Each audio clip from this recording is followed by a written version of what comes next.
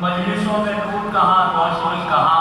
جن مجلسوں میں ذکر حدیث نشانہ ہو، جن مجلسوں میں ذکر حدیث نشانہ ہو۔ اور یہ مجلس عزائے حسین غریب ہے، یہ مجلس عزائے حسین غریب ہے۔ اس غم میں جو شریک ہے وہ خوش نصیب ہے۔ اور جنت کی آرزو ہو تو مجلس میں آئیے، جنت کی آرزو ہو تو مجلس میں آئیے۔ فرش اعلیٰ سے قرب بہت ہی قریب ہے، فرش اعلیٰ سے قرب بہت ہی قریب ہے۔ جاوید بھائی یہ آپ نے کہ خوش نصیبی ہے کہ غمخواری میں رہتا ہوں، خوش نصیبی ہے کہ غمخواری میں رہتا ہوں، روز و شب شے کی عزاداری میں گم رہتا ہوں۔ خوش نصیبی ہے کہ غمخواری میں گم رہتا ہوں، روز و شب شے کی عزاداری میں گم رہتا ہوں۔ اے اجل مجھ سے ملاقات نہ کرنا فی الحال، اے اجل مجھ سے ملاقات نہ کرنا فی الحال، کربلا جانے کی تیاری میں گم رہتا ہوں، کربلا جانے کی تیاری میں گم رہتا ہوں۔ تو بکھرے ہوئے موجوں میں پھرونا سیکھو، کوزے میں سمندر کو سمونا سیکھو۔ اگر چاہتے ہو دولت کونین ملے، آؤ ہمیں شبیر پہ رونا سیکھو، آؤ ہمیں شبیر پہ رونا سیکھو۔ جگہ جو مل گئی ممبر میں ذاکری کے لیے، ملا شعور سخن بھی سخن بری کے لیے، وہ مدھا کوئی ہو آمد کے مرثیہ پانی، یہ دونوں امر ہے زہرا کی خوشی کے لیے۔ ملتمس ہیں سوسخانی کے لیے جناب جاوید رضا لطفی پر حضرات سے دعائیں اور سوسخانی پیش فرمائیں۔ ملتمس ہیں سوسخانی کے لیے جناب جاوید رضا لطفی پر حضرات سے دعائیں اور سوسخانی پیش فرمائیں۔ بآواز بلند تر سرباز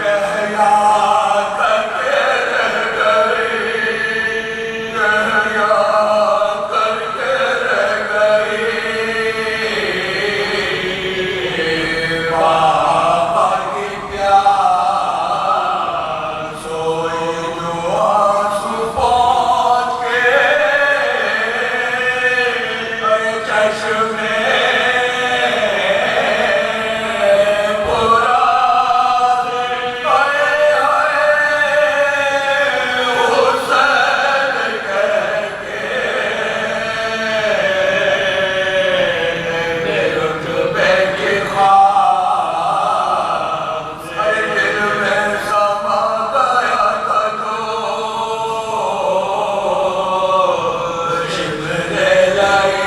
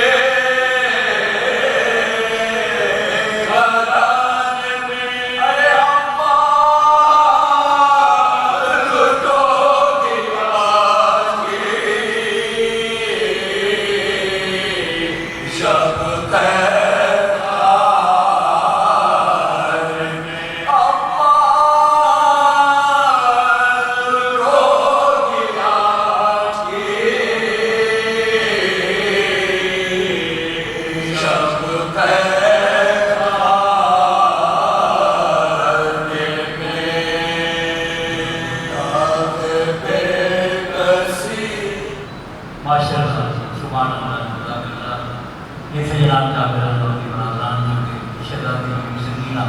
سلام علیہ اپنے بارگاہ میں شوشخانی میں فرما رہے تھے باواز بلند تر سلوات محمد محمد تھا کتنا درد سکینہ کی نوحہ خانی میں تھا کتنا درد سکینہ کی نوحہ خانی میں اے آتش کی صدا نہر کی روانی میں اور جلیل نہر کو ایک مشق میں سمیٹ لیا نظر جو آ گیا پیاسوں کا پانی میں نظر جو آ گیا پیاسوں کا پانی میں مصنف سے ہدیہ سلام کے لیے ماسٹر شاہ زین سے دعائیں اور علیہ السلام کے ارشاد پیش فرمائیں ماسٹر شاہ زین باواز بلند تر سلوات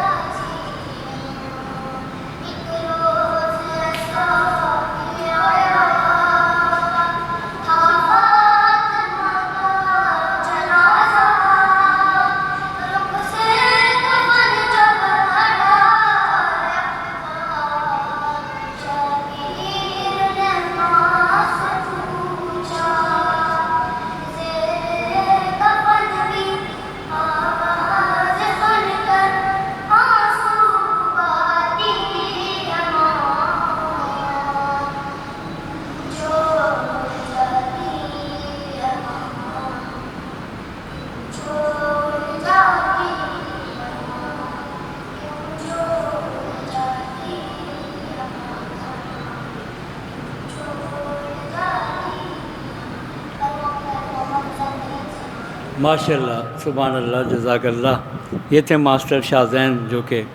ماں کی مناسبت سے ہدیہ سلام کے اشعار پیش فرما رہے تھے۔ ثنائے بادشاہ مشرقین کرتا ہوں، ثنائے بادشاہ مشرقین کرتا ہوں، درود پڑھیے کہ ذکر حسین کرتا ہوں۔ اللہم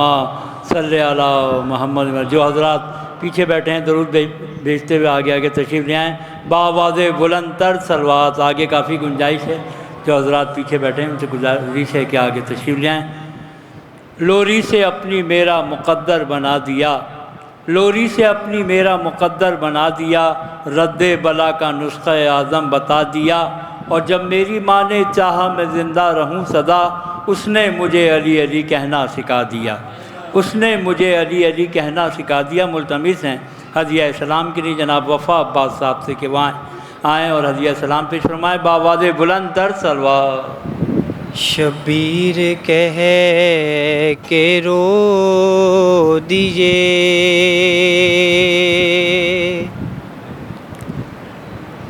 آنسو روا دوا،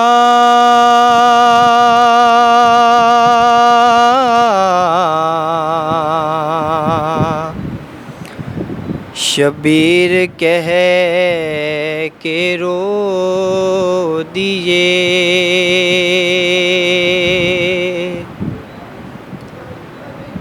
اے لال تیری آج ہے یہ آخری اذان،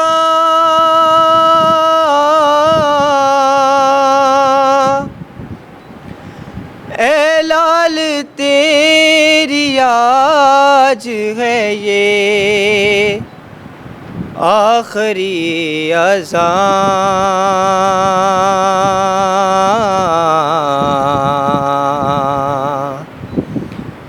شبیر کہے کہ رو دیجے،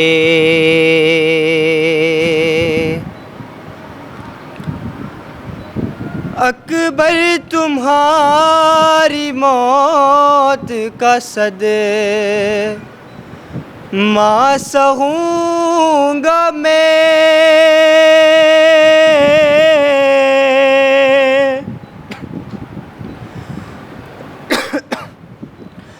اکبر تمہاری موت کا صدمہ سہوں گا میں،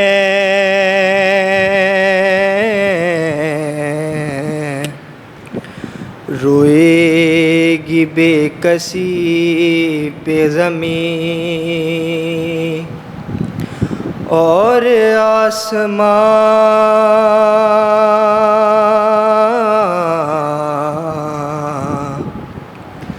شبیر کہے کہ رو دیجے،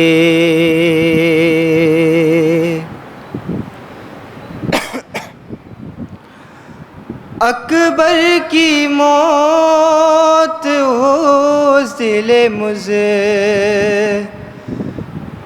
سے پوچھیے،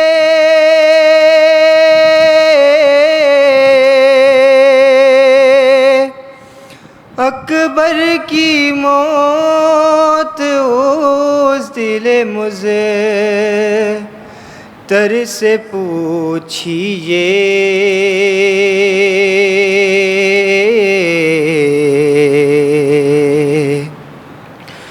جس کا بھرے جہان میں بیٹا مرے جوان،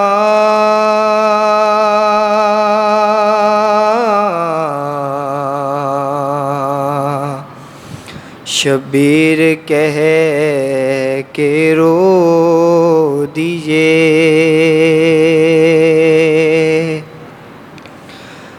ننھی سی قبر کھود کے شبیر رو دیجے،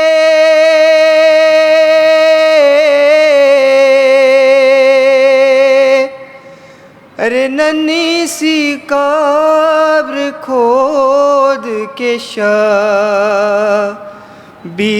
رو دیے،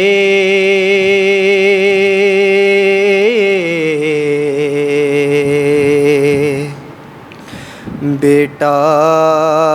نہیں رہے گا،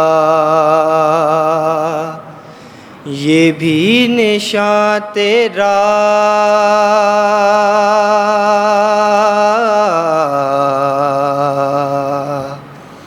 شبیر کہہ کے رو دیجئے۔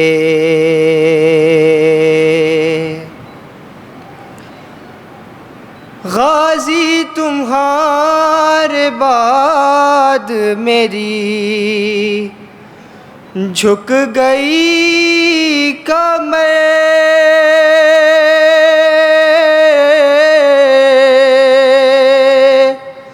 غازی تمہارے بعد میری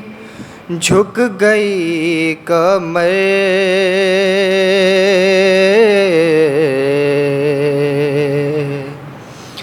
دریا سے دو آواز میں ڈھونڈوں کہاں کہاں،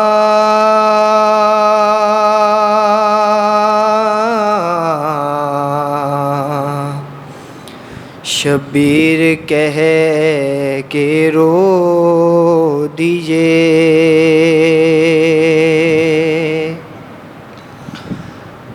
کرب و بلا سے کوفہ و زندان شام میں،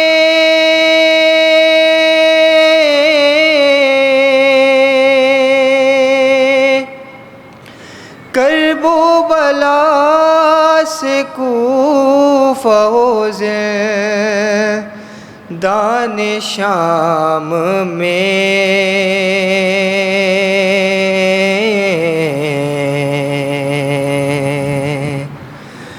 بیمار کربلا تیری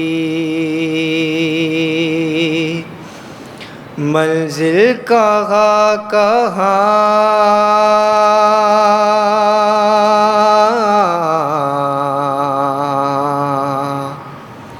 شبیر کہہ کے رو دیجئے۔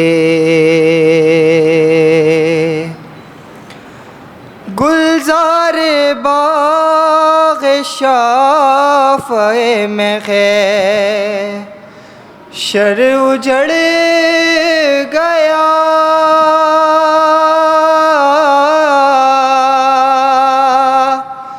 گلزار باغ شافع میں شر اجڑ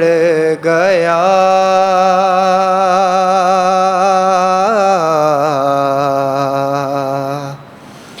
آنسو بہا رہا ہے نیزے پہ باغباں،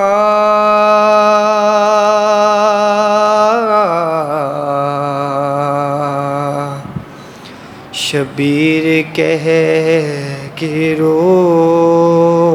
دیجئے۔ ماشاءاللہ، سبحان اللہ، جزاک اللہ۔ یہ تھے جناب وفا عباس صاحب، جو کہ کریم کربلا اور شہزادہ حضرت علی اکبر علیہ السلام کی بارگاہ میں ہدیہ سلام کے اشعار پیش فرما رہے تھے بآواز بلند تر سلوات۔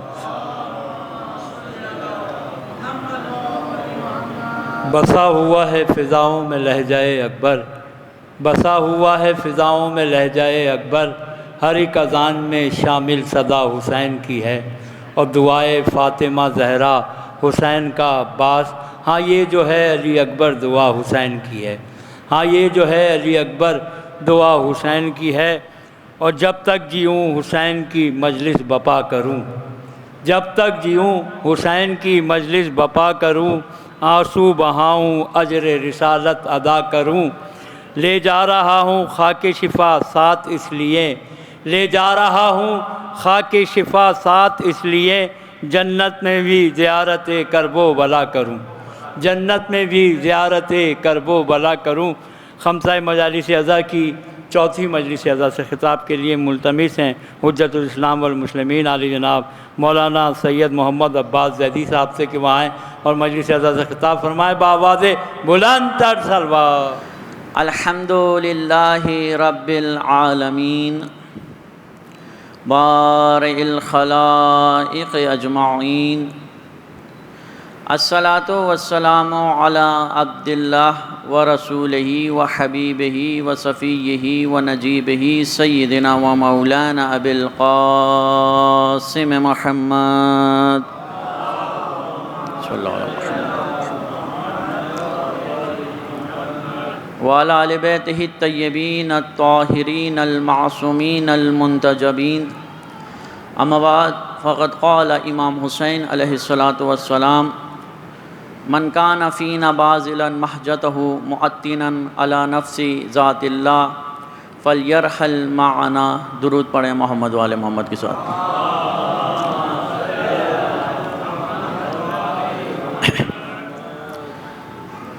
سلسلہ مجالس کی چوتھی مجلس ہے اور آپ کے سامنے آپ کی خدمت میں موضوع قیام امام حسین علیہ الصلاۃ والسلام، مدینہ سے کربلا تک جو کچھ امام علیہ الصلاۃ والسلام نے اپنے اس قیام میں کیا، جو کچھ بیان فرمایا اور جو کچھ لوگوں سے ملاقات ہوئی اور پھر لوگوں نے جو امام کے سامنے رویہ رکھا اور قوموں نے جو رویہ رکھا، مسلمانوں نے، امتوں نے، صحابہ کرام نے جس نے بھی جو رویہ رکھا، سن 60 ہجری سے 28 رجب سے لے کر 61 ہجری محرم 10 محرم تک امام کا مدینے سے نکلنا اور پھر مکہ آنا اور پھر مکہ سے کوفہ کی طرف آنا اور کوفہ سے پھر کوفہ پہنچنے سے پہلے کربلا آنا اور پھر کربلا میں جو کچھ امام نے کیا اور فرمایا، در حقیقت یہ سب وہ ہے جو ہمیں امام حسین علیہ الصلاۃ والسلام کے قیام کو سمجھا رہا ہے۔ یعنی اگر کوئی بھی نسل اپنی نجات کے لیے اور اپنی ہدایت کے لیے اگر وہ چاہتی ہے کہ ہمیں نجات ملے اور ہدایت ملے، تو اسے سب سے پہلے امام حسین علیہ الصلاۃ والسلام کے قیام کو سمجھنا پڑے گا۔ اور جس قوم کو، جس نسل کو کربلا سمجھ آ گئی، تو وہ قوم چاہے جس زمانے میں بھی موجود ہو، کربلا برپا ہونے کے بعد 61 ہجری کے بعد آج 1400 سال بعد بھی وہ قوم اگر کربلا سمجھ گئی تو اسی کو نجات مل سکتی ہے، اس کے علاوہ کسی قوم کو نجات نہیں مل سکتی۔ مومنین اکرام، اللہ تعالیٰ نے ہمیں اہل بیت علیہم الصلاۃ والسلام سے متمسک کیا اور اللہ نے ان ہستیوں کو بھیجا اور ہم نے ان ہستیوں کے ذریعے سے، ان کے وسیلے سے بہت کچھ اپنی دنیا میں حاصل کیا۔ اور کیوں نہ کریں، یہ وہ ہستیاں ہیں کہ جن کا اگر کوئی انسان وسیلہ دے تو وہ وسیلہ ایسا وسیلہ ہے کہ اللہ ہر انسان کی اور ہر شخص کی حاجت پوری کر دیتا ہے۔ مومنین کرام، لیکن اللہ نے ان ہستیوں کو جس مقصد کے لیے بھیجا ہے، وہ مقصد یہ ہے کہ لوگ قیامت تک لوگ ہدایت کے محتاج ہیں، نجات کے محتاج ہیں، مختلف مسائل میں غرق ہیں، مختلف شیاطین، اللہ نے قرآن میں فرمایا کہ شیطان تمہیں دائیں بائیں آگے پیچھے ہر طرف سے تمہارے اوپر حملہ آور ہے، تمہارے دشمن ہیں، تمہارے پوری دنیا کے اندر ہر جگہ، یہ جہاں بھی دین جائے گا، اسلام جائے گا، وہاں تمہارے دشمن موجود رہیں گے۔ اگر ان دشمنوں سے نجات چاہتے ہو تو تمہیں اہل بیت علیہ الصلوۃ والسلام کے در پر آنا ہوگا۔ مومنین اکرام، اب ہمیں دیکھنا ہے کہ ہم کس ذہنیت سے اہل بیت کے در پر آتے ہیں۔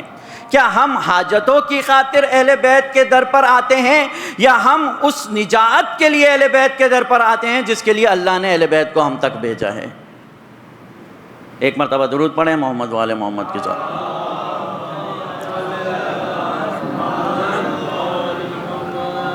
مومنین اکرام، یہ وہ ہستیاں ہیں کہ ان کی برکت، ان کا وجود اگر اس کا وسیلہ دیا جائے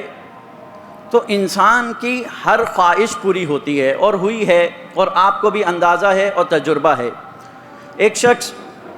مدینہ میں رسول اللہ صلی اللہ علیہ وآلہ وسلم کے پاس حاضر ہوا، صلی اللہ محمد وآل محمد، اور آ کے کہنے لگا، کوئی مسافر تھا اور مسافر مدینہ میں رسول اللہ اپنے صحابہ کے ساتھ موجود تھے، آ کے کہنے لگا کہ یا رسول اللہ بھوکا ہوں، کچھ کھانے کے لیے دیں، برہنہ ہوں، کچھ پہننے کے لیے دیں، اور مسافر ہوں، کچھ اتنی مدد کریں، امداد کریں کہ میں واپس اپنے وطن تک لوٹ جاؤں۔ رسول اللہ نے فرمایا کہ ابھی تو اس وقت میرے پاس کچھ نہیں ہے، تم جاؤ میری بیٹی کے دروازے پر جاؤ، میری بیٹی کے گھر پر جاؤ اور اپنی حاجت پیش کرو، انشاءاللہ اللہ تعالیٰ یہ حاجتیں پوری کرے گا۔ توجہ کریے گا، اہل بیت کی برکت کتنی ہے۔ تو وہ گیا جناب زہرا سلام اللہ علیہا کے دروازے پر، اور جا کر دروازے پر دستک دی، کہا کہ کون ہے؟ کہا کہ بھوکا ہوں، کچھ کھانے کے لیے دیا جائے، برہنہ ہوں، کچھ پہننے کے لیے دیا جائے، مسافر ہوں، کچھ مدد کی جائے تاکہ میں اپنے وطن لوٹ سکوں۔ بی بی سلام اللہ علیہا نے دیکھا کہ اس وقت کوئی خاص پیسے وغیرہ موجود نہیں تھے، تو بی بی کے پاس ایک ہار تھا جو انہیں شادی میں ملا تھا تحفے کے طور پر۔ بی بی نے وہ ہار لیا اور اس کے حوالے کیا اور کہا کہ یہ ہار لے جاؤ اور اس کے ذریعے سے اللہ تعالیٰ انشاءاللہ تمہاری مراد پوری کرے گا۔ وہ گیا اور جا کر مسجد نبوی میں پہنچا، دیکھا کہ رسول اللہ موجود ہیں، کہنے لگا کہ بی بی نے مجھے یہ ہار دیا ہے اور میں چاہتا ہوں کہ اسے فروخت کروں اور اس کے ذریعے سے اپنی حاجت کو پورا کروں۔ تو جب جناب عمار نے یہ سنا کہ بی بی نے اس شخص کو اپنا ہار حوالے کیا ہے، تو فوراً گئے، سب سے پہلے گئے اور کہا کہ اے سائل تیری کیا خواہش ہے، تو یہ ہار مجھے کس بدلے میں دے گا؟ تو کہنے لگا کہ میں بھوکا ہوں، مجھے کھانا دے دو، اور میں برہنہ ہوں، مجھے کچھ پہننے کے لیے دے دو، اور مسافر ہوں، کوئی سواری دے دو یا کوئی پیسے دے دو تاکہ میں اپنے وطن تک لوٹ جاؤں۔ تو جناب عمار نے کہا کہ ٹھیک ہے۔ جناب عمار نے اسے بہترین کھانا دیا اور بہترین سواری جو ان کے پاس اپنی سواری تھی، ایک اونٹنی، وہ اس کے حوالے کی، اور اسے 200 درہم یا دینار اس کے حوالے کیے، اور کہا کہ انشاءاللہ اس سے تمہاری حاجت پوری ہو جائے گی، اور ساتھ اسے لباس بھی دیا اور ایک یمنی چادر، بہترین چادر، اس وقت کا لباس بھی دیا۔ تو اس نے یہ لیا خوشی خوشی اور وہ ہار جناب عمار کو دے دیا۔ جناب عمار نے وہ ہار لیا، اسے کپڑے میں لپیٹا، کپڑے میں لپیٹنے کے بعد اسے اپنے غلام کو دیا اور کہا کہ میں نے یہ ہار اور تجھے رسول اللہ کو بخش دیا۔ توجہ ہے آپ کی؟ تو اس وقت کیونکہ غلام بھی ایک تحفہ ہوتا تھا اور ایک قیمت رکھتا تھا غلام اس زمانے میں، تو وہ غلام گیا اور جا کر اس نے رسول اللہ کو بتایا کہ جناب عمار نے یہ ہار اور مجھے آپ کے حوالے کر دیا ہے، آپ کو بخش دیا ہے۔ جب رسول اللہ صلی اللہ علیہ وآلہ وسلم نے یہ سنا تو آپ نے فرمایا کہ میں نے تجھے بھی اور اس ہار کو بھی اپنی بیٹی کو بخش دیا۔ وہ گیا دوڑتا ہوا جناب زہرا سلام اللہ علیہا کے در پر اور سارا قصہ بتایا اور کہا کہ مجھے رسول اللہ نے یہ مجھے بھی اور اس ہار کو بھی آپ کے حوالے کر دیا ہے۔ تو اس شخص نے بی بی کو وہ ہار دیا اور بی بی نے وہ ہار لیا اور ساتھ کہا کہ میں نے تجھے اللہ کی راہ میں آزاد کر دیا۔ تو پھر وہ مسکرانے لگا۔ بی بی نے پوچھا کہ تمہارے مسکرانے کی وجہ کیا ہے؟ کہنے لگا کہ کتنا مبارک ہار ہے کہ جس نے ایک بھوکے کا پیٹ بھرا، ایک برہنہ کو کپڑے عطا کیے، ایک مسافر کو سواری دی، ایک غلام کو آزاد کرایا اور پھر واپس اپنے مالک تک لوٹ گیا۔ مومنین اکرام، کہ جن ہستیوں کا ایک ہار اتنا مبارک ہے کہ جو ایک بھوکے کا پیٹ بھر رہا ہے، جو برہنہ کو کپڑے دے رہا ہے، یعنی روٹی کپڑے مکان تمام دنیاوی حاجات پوری کر رہا ہے، تو ان کا ہار اتنا مبارک ہے، تو ان ذاتوں ان ہستیوں کی خود ان کا وجود انسانیت کے لیے اور بشریت کے لیے کتنا مبارک ہوگا کہ اللہ نے ان ہستیوں کو بھیجا تاکہ ان ہستیوں کے ذریعے سے انسان دوزخ کی آگ سے بچ جائے۔ یعنی یہ ہستیاں فقط ہمارے دنیاوی حاجات کو پورا نہیں کر رہی، بلکہ یہ وہ ہستیاں ہیں کہ جن کا وجود دنیا اور آخرت میں قیامت تک کی نسلوں کو نجات دینے کے لیے کافی ہے۔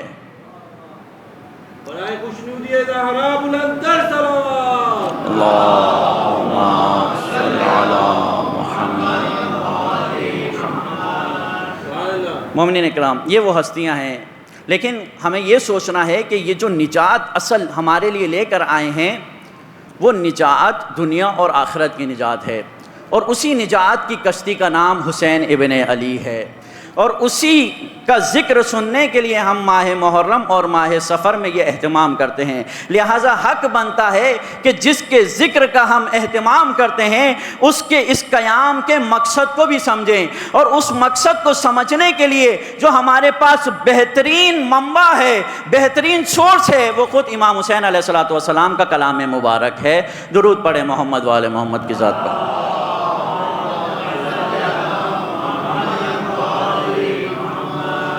مومنین اکرام، تفسیر بہت ہوئی امام حسین کے قیام کی، امام حسین کے مقصد کی، بہت سے لوگوں نے، خطبہ نے، ذاکرین نے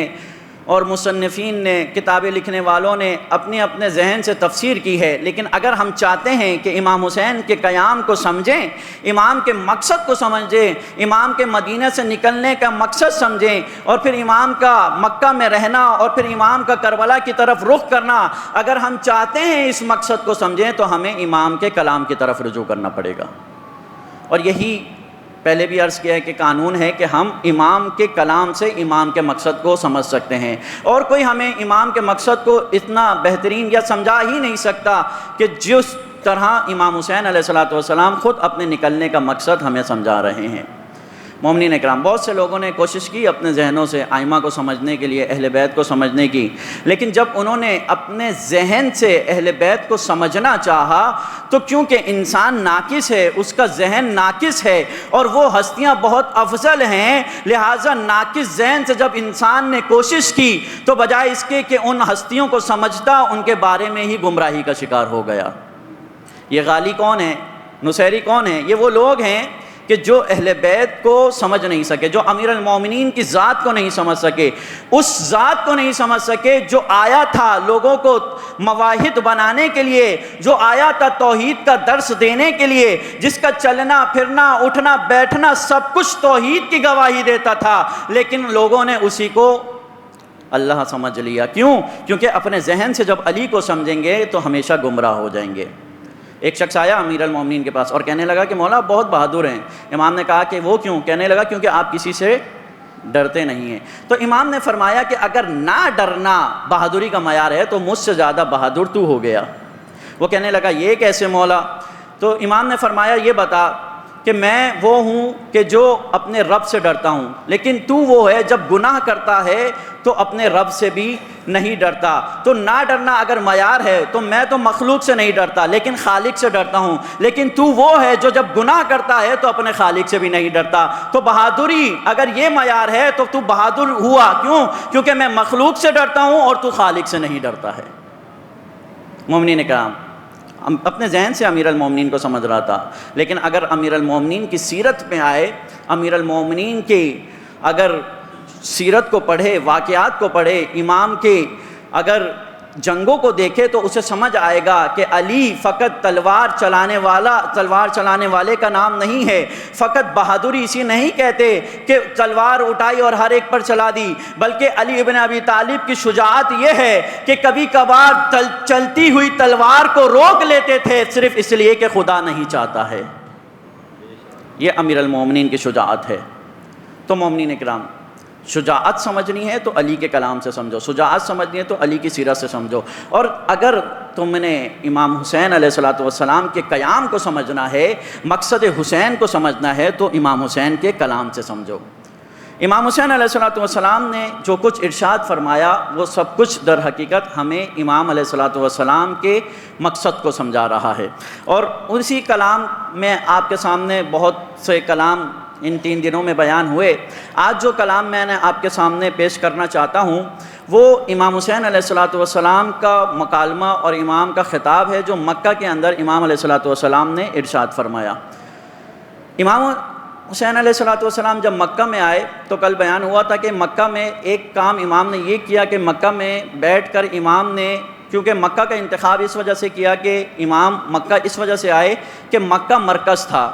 مکہ ابھی بھی مرکز ہے، کعبہ ہے اور کعبہ مرکز کی حیثیت رکھتا ہے، اور مومنین کو، مسلمانوں کو، سب کو یہ حکم ہے کہ اس مرکز کی طرف رخ کریں، نماز پڑھیں، اور اس مرکز میں سال میں ایک دفعہ کم از کم جمع ہو اور حج کی عبادت انجام دی جائے۔ یہ سب کچھ اس لیے ہے کیونکہ کعبہ کو اللہ نے مرکز بنایا ہے، توحید کا مرکز کعبہ ہے، لہذا امام حسین علیہ الصلوۃ والسلام نے کعبے کا رخ کیا، اور امام علیہ الصلوۃ والسلام مدینہ سے کعبہ میں مکہ میں آئے تاکہ تمام جتنے بھی، کیونکہ مسلمان ہیں جو کوفہ، بصرہ اور جتنے بھی مسلمان شہر ہیں، بلاد ہیں، وہاں جب یہاں جمع ہوں گے وہاں سے تو امام حسین انہیں اپنا پیغام دیں گے، اور پھر اگر وہ امام کا پیغام سمجھیں گے تو امام کا ساتھ دیں گے۔ لہذا امام نے مکہ کا انتخاب کیا، اور مکہ میں آنے کے بعد امام نے وہاں پر بیٹھ کر اپنے کچھ خطوط دوسرے شہروں میں بھیجے، اور پھر وہاں پر بھی امام نے بہت ساری شخصیات کو بیدار کرنے کی کوشش کی، اپنا پیغام پہنچایا اور اپنی طرف راغب کیا۔ اور ان بہت ساری شخصیات تھیں ان کے اندر کہ جن میں ایک عبداللہ ابن عباس ہیں جو بہت بڑی شخصیت ہیں، اور یہ وہ شخصیات ہیں کہ جن کا ایک کردار ہے، کربلا ان کرداروں کو سمجھے بغیر ہمیں سمجھ نہیں آئے گی کہ امام حسین علیہ الصلوۃ والسلام جس وقت جن حالات میں قیام کر رہے تھے، اور مکہ میں خصوصاً جن لوگوں سے امام کی ملاقات ہوئی، ان سے امام کی جو گفتگو ہوئی اور پھر انہوں نے جو امام کو جواب دیا، وہ در حقیقت ہمیں سمجھاتا ہے کہ کیوں کربلا میں امام حسین علیہ الصلوۃ والسلام تنہا ہوئے، کیوں امام کو اکیلے یا صرف 72 ساتھیوں کے ساتھ جو ہے وہ کربلا جانا ہوا۔ عبداللہ ابن عباس کو جب معلوم ہوا کہ امام حسین مکہ میں آئے تو پھر یہ امام کے پاس حاضر ہوئے، اور امام کو یہ اپنے گھر میں لے گئے۔ امام نے ایک عرصہ ان کے گھر میں قیام کیا۔ عبداللہ ابن عباس کا گھر ویسے مدینہ کے تھے، لیکن ایک گھر ان کا مکہ میں بھی تھا، اور یہ امام کو بھی اپنے گھر لے گئے، اور امام نے ان کے گھر پہ رہ کر تحریک چلائی، اور ان سے بھی کافی امام کی بات ہوئی، اور انہوں نے بھی امام کو آ کر جب انہیں معلوم ہوا کہ امام مکہ میں موجود ہیں اور چند دنوں بعد جو ہے وہ یہاں سے کوچ کرنا چاہتے ہیں، کربلا جانا چاہتے ہیں، تو یہ آئے امام کے پاس، اور امام کے پاس آنے کے بعد انہوں نے امام کو مشورہ دیا کہ مولا آپ کوفہ نہ جائیے۔ توجہ کریے گا، امام کو مشورہ دیا جا رہا ہے کہ آپ کوفہ نہ جائیں، اور یہ صرف عبداللہ ابن عباس نے نہیں دیا بلکہ بہت ساری شخصیات، عبداللہ ابن زبیر، عبداللہ ابن عمر، ان کا بھی تذکرہ کروں گا، یہ وہ بڑی بڑی شخصیات تھیں، اور امام کے بھائی محمد حنفیہ، عبداللہ ابن جعفر ایک شخصیت تھی جو امام کے رشتہ دار تھے، یہ وہ ساری شخصیات تھیں جو آتی تھیں اور امام کو مشورہ دیتی تھیں۔ مومنین اکرام، کل بھی ذکر ہوا تھا کہ جب انسان کو اپنے امام کی معرفت نہ ہو تو بجائے اس کے کہ امام کے پیچھے چلنے کے، امام کے حکم کی اطاعت کرنے کے، اپنے زمانے کے امام کو آ کے مشورے دیتا ہے، اور یہی ان شخصیات نے کیا۔ عبداللہ ابن عباس نے بھی آ کر امام حسین کو کہا کہ مولا آپ کوفہ نہ جائیں، کیونکہ کوفہ والوں نے آپ کے بھائی کے ساتھ بھی بے وفائی کی اور آپ کے بابا کے ساتھ بھی بے وفائی کی۔ مومنین اکرام، امام حسین کو معلوم تھا، بلکہ ان سے زیادہ معلوم تھا کہ کوفہ والے کس ذہنیت کے مالک ہیں، لیکن امام جب کوئی قدم اٹھاتا ہے تو جیسے آپ کے سامنے ذکر کیا، امام کا ہر کام، ہر فعل اللہ کی خاطر ہوتا ہے۔ اگر امام تلوار چلاتا ہے تو اللہ کی خاطر چلاتا ہے، اگر امام تلوار روک لیتا ہے تو وہ بھی اللہ کی خاطر روک لیتا ہے۔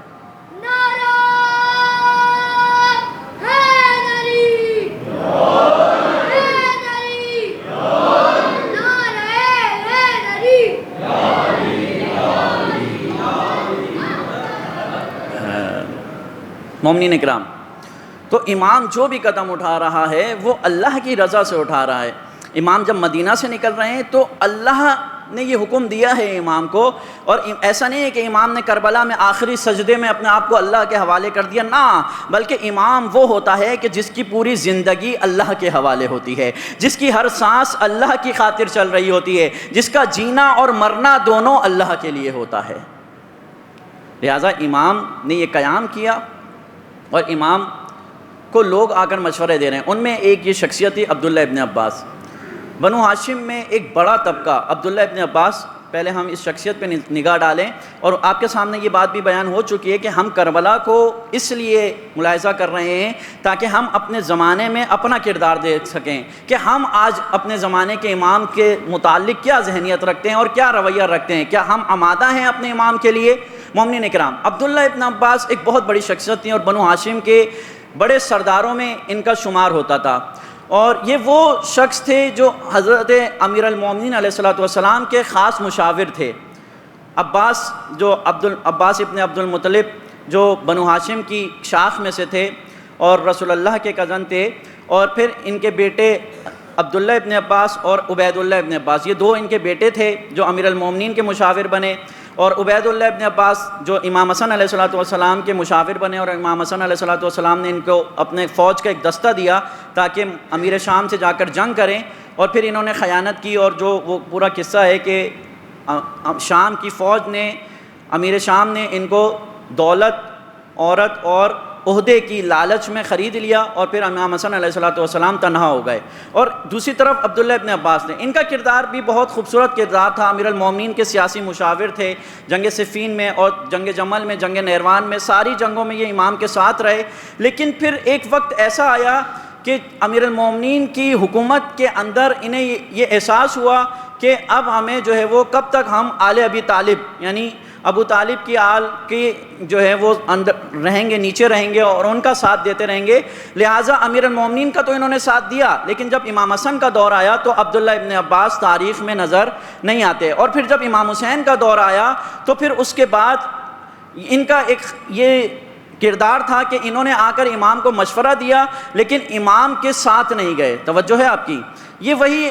ابن عباس ہیں کہ جن کی نسل سے بعد میں بنو عباس کی حکومت قائم ہوئی، بنو امیہ کی حکومت جب ختم ہوئی، بنو عباس کی حکومت قائم ہوئی، انہی کی نسل سے وہ حکومت بنی تھی۔ لیکن یہ پہلے بنو ہاشم کا ایک بہت بڑا خاندان تھا، جب انہوں نے دیکھا کہ ہم جب تک بنو ہاشم کے ساتھ، آل ابی طالب کے ساتھ رہیں گے، امیر المومنین تھے، پھر ان کے بیٹوں کے ساتھ رہیں گے، ہم جو ہیں وہ کچھ نہیں کر سکتے، لہٰذا انہوں نے بعد میں ان کے ذہن میں خیال آیا کہ ہم بھی الگ سے اپنی حیثیت رکھتے ہیں اور ہم بھی اپنی حکومت بنا سکتے ہیں۔ اس کے بعد پھر انہوں نے کام شروع کیا، اور چند سالوں بعد بنو امیہ کے بعد انہوں نے جو ہے وہ حکومت کے لیے کوشش کی، اور امام جعفر صادق علیہ الصلوۃ والسلام کے زمانے میں اس حکومت پر بنو عباس نے قبضہ کر لیا، اور پھر انہوں نے بھی جو اہل بیت کے اوپر ستم کیا وہ ستم بھی بنو امیہ سے کم نہیں تھا۔ لیکن ہوا کیا، عبداللہ ابن عباس نے، یہ وہ لوگ ہیں، ایسے کردار ہیں جو ہمیں دیکھنے ہیں کہ جو دین میں ایک وقت بڑی خدمت کرتے رہے، یہ رسول اللہ کے صحابی تھے، محدث تھے، فقیہ تھے، لیکن کیا ایسی وجہ پیش آئی، کیا ایسی بات ہوئی کہ جس کی وجہ سے یہ امام حسین کا ساتھ نہیں دے رہے تھے، امام حسین کے ساتھ نہیں گئے۔ مومنین اکرام، اگر عبداللہ ابن عباس امام حسین کے ساتھ ہو جاتے تو ایک بڑی تعداد بنو ہاشم کی امام حسین کے ساتھ آ جاتی، کیونکہ یہ بنو ہاشم کا ایک بڑا قبیلہ تھا، بنو عباس جو تھا ایک بہت بڑا قبیلہ تھا، لیکن یہ امام کے ساتھ نہیں آئے۔ مومنین اکرام، اسی وجہ سے امام حسین علیہ الصلوۃ والسلام سے، امام جعفر صادق علیہ الصلوۃ والسلام سے ایک شخص نے یہ سوال کیا کہ مولا کیا وجہ تھی کہ بنو ہاشم کے لوگ کربلا میں امام حسین کے ساتھ نہیں آئے، صرف 18 بنو ہاشم کے علاوہ بڑی تعداد نہیں آئی؟ تو امام جعفر صادق علیہ الصلوۃ والسلام نے جب اس کا یہ سوال سنا اپنے شاگرد کا، تو امام نے اسے کہا کہ میں تمہیں ایک بات کرتا ہوں جو امام حسین علیہ الصلوۃ والسلام نے کربلا کے وقت کی تھی۔ محمد حنفیہ کو ایک خط لکھ کے دیا تھا، 2 سطر کا خط تھا، 2 لائنوں کا،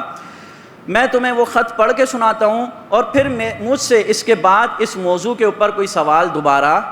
نہ کرنا۔ کیوں؟ کیونکہ امام کے دل میں ایک غم تازہ ہو گیا تھا، امام کا دل دکھی ہو گیا تھا اس سوال سے۔ مومنین اکرام، جب امام قیام کرتا ہے اور اپنے لوگ جب اپنے امام کو تنہا کر دیتے ہیں تو اس سے بڑا دکھ اپنے امام کے لیے کچھ اور نہیں ہوتا۔ آج غزہ والوں کے لیے سب سے بڑا دکھ کیا ہے؟ غزہ والوں کے لیے سب سے بڑا درد کیا ہے؟ غزہ والوں نے اسرائیل کی بمباری بھی برداشت کی، غزہ والوں نے وحشیانہ بمباری بھی برداشت کی اور بھوک بھی برداشت کر رہے ہیں، لیکن جب ان سے انٹرویو لیا جاتا ہے، جب ان سے پوچھا جاتا ہے تو ان کا دکھ کیا ہوتا ہے؟ ان کے بوڑھے، ان کے بچے کیا کہتے ہیں؟ کہتے ہیں کہ تم عربوں نے، تم مسلمانوں نے ہمارے ساتھ خیانت کی ہے، تم نے ہمیں تنہا چھوڑ دیا، تم نے ہمارا ساتھ نہیں دیا، یعنی تم سے توقع تھی اور اس توقع پر تم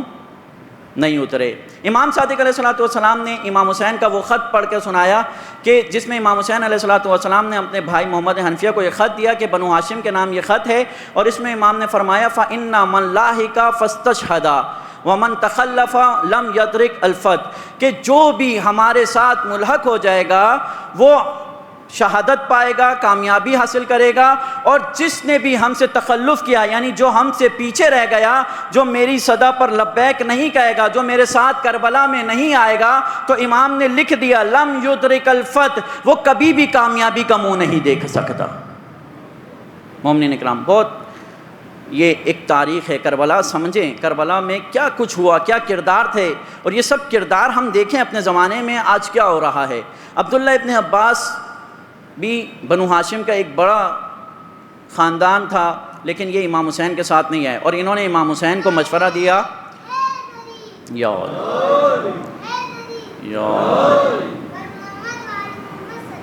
اللہم صل علی محمد، انہوں نے مشورہ دیا کہ مولا آپ نہیں جائیں، تو امام حسین علیہ السلام نے ان کے جواب میں فرمایا کہ مجھے رسول اللہ کی طرف سے حکم ہے کہ میں یہ قیام کروں، میں نکلوں اور میں جاؤں گا اور میں ضرور نکلوں گا۔ اور پھر امام نے بتایا کہ یہ کہہ رہے تھے کہ کوفہ والے آپ کوفہ نہ جائیں، انہوں نے آپ کے بھائی کے ساتھ بھی اور آپ کے بابا کے ساتھ بھی بے وفائی کیے، تو امام کو معلوم تھا، لہٰذا امام نے ان کو بتایا کہ مجھے معلوم ہے کہ یہ کوفہ والے مجھے بلائیں گے اور میرا ساتھ نہیں دیں گے۔ اور پھر امام نے فرمایا کہ اللہ نے جب یہ مجھے دھوکہ دیں گے تو اللہ ان کے اوپر ایک ایسا ظالم مقرر کرے گا، ایک ایسا ظالم مسلط کرے گا جو انہیں اس طرح ان کی حالت کر دے گا کہ جیسے ایک عورت جب کپڑا استعمال کرتی ہے اس کپڑے کی حالت ہو جاتی ہے۔ یعنی بہت امام نے عجیب و غریب تعبیر، یہ آپ جا کر پڑھیں کربلا، جب آپ پڑھیں گے اور امام کا یہ مکالمہ پڑھیں تو اس میں امام نے بہت عجیب سی تعبیر بیان فرمائی کہ یہ ان کی حالت ہو جائے گی، یعنی ان پر ایسا ظالم مسلط ہو جائے گا۔ اور مومنین اکرام یہی ہوا، جب اہل کوفہ والوں نے امام کو بلایا اور امام کا ساتھ نہیں دیا تو پھر ان کے ساتھ جو کچھ ہوا اس نے تاریخ نے لکھا کہ پھر کیا ہوا۔ جب یہ کربلا میں امام کے ساتھ نہیں آئے تو پشیمان ہو گئے، پشیمان ہونے کے بعد ایک لشکر بنا توابین کا کہ جن کا کام تھا فقط ہم نے اپنی جان دینی ہے، توبہ کرنی ہے۔ اور پھر اس کوفہ والوں کے ساتھ کیا ہوا، ان کوفہ والوں کے اوپر حجاج بن یوسف جیسا ظالم مسلط ہو گیا۔ حجاج بن یوسف کون تھا؟ اس کا ظلم صرف میں اس کے ظلم کے بارے میں ایک قول نقل کرتا ہوں۔ عبدالعزیز جو بنو امیہ کا ایک حاکم تھا، اس نے یہ کہا کہ یہ وہ حاکم ہے کہ جو اہل بیت کے بارے میں تھوڑا سا دل اپنا نرم رکھتا تھا، تو اس نے کہا کہ حجاج بن یوسف اگر تمام قوموں اور نسلوں کا ظلم اگر ملا کر بیان کیا جائے، بعض قومیں آئی ہیں جیسے بربر ایک قوم تھی، ہم کہتے ہیں جب کہیں پہ ظلم ہو رہا ہے تو ہم کہتے ہیں بربریت ہو رہی ہے، ظلم و بربریت ہو رہی ہے، تو بربریت یعنی ایک بربر قوم تھی جس نے اتنا ظلم کیا کہ یہ لفظ ہی، یہ قوم کا لفظ ہی ظلم سے مشہور ہو گیا۔ تو یہ کہتے ہیں عبدالعزیز کہتے ہیں کہ اگر کسی قوم کا ظلم، کسی پوری قوم نے ظلم کیا ہو، جیسے آج یہودی ظلم کر رہے ہیں، صہیونی ظلم کر رہے ہیں اسرائیل کے اندر، اور تاریخ میں بہت گہرا ظلم کیا ہو، ان سب کا ظلم ایک طرف ہوگا اور ہماری طرف سے حجاج بن یوسف ایک طرف ہوگا۔ اتنا اس نے ظلم کیا۔ آپ تاریخ میں جا کے پڑھیں حجاج بن یوسف کا ظلم، یہ جو سادات پوری دنیا میں پھیلے ہیں، یہ پھیلنے کی وجہ ہی اس وقت ہوئی ہے کہ جب اس نے ظلم ڈھایا اہل بیت کے چاہنے والوں پر، سادات پر، تو وہاں سے وہ نکلے اور وہاں سے نکل کر پوری دنیا کے اندر پھیل گئے۔ اور اس کے علاوہ کوفہ والوں پر جو ظلم کیا وہ ظلم بیان کرنے کے قابل نہیں ہے۔ ہزاروں لوگ اس نے مروائے، اور جو جیل اس نے بنایا، جیل ایسا تھا کہ جس جیل میں نہ پانی تھا، نہ چھت تھی، اور صرف دھوپ تھی، اور اس کے اندر عورتیں اور مردوں کو رکھا جاتا اور انہیں کپڑے بھی نہیں دیے جاتے تھے، ایسی جیل اس نے بنائی۔ یہ حجاج بن یوسف تھا۔ یہ کیوں ان کے اوپر مسلط ہوا؟ یہ اس وجہ سے مسلط ہوا کہ جب تمہارے زمانے کا امام نکل رہا ہے اور جب تم اس کی صدا پر لبیک نہیں کہو گے تو اللہ تمہارے اوپر اس طرح کے ظالم مسلط کر دیتا ہے۔ اور یہی امام حسین علیہ السلام نے عبداللہ ابن عباس کو بتا دیا کہ اے ابن عباس، مجھے معلوم ہے کہ میں نویس میں، کربلا میں شہید کر دیا جاؤں گا،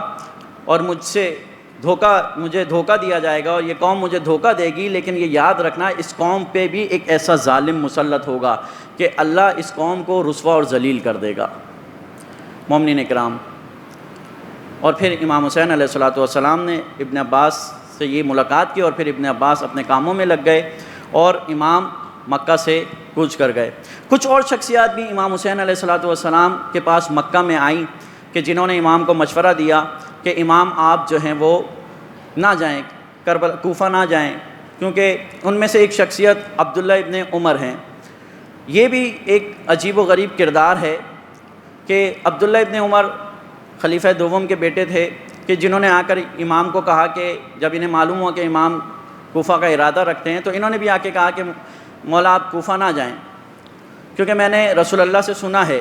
توجہ کریے گا، یہ رسول اللہ کو حدیث سنا رہے، رسول اللہ کی حدیث امام حسین کو سنا رہے ہیں کہ میں نے سنا ہے کہ جب رسول اللہ نے فرمایا کہ جب میرا نواسہ قیام کرے گا اور جو اس کے ساتھ نہیں دے گا، جو سنے گا کہ حسین نے قیام کیا ہے اور اس کے لشکر میں شامل نہیں ہوگا، اس کی صدا پر لبیک نہیں کہے گا، تو اللہ تعالیٰ اس قوم کو ذلیل کر دے گا، اس قوم کو رسوا کر دے گا، اس قوم کو جہنم میں ڈال دے گا، لہذا آپ نہ جائیں۔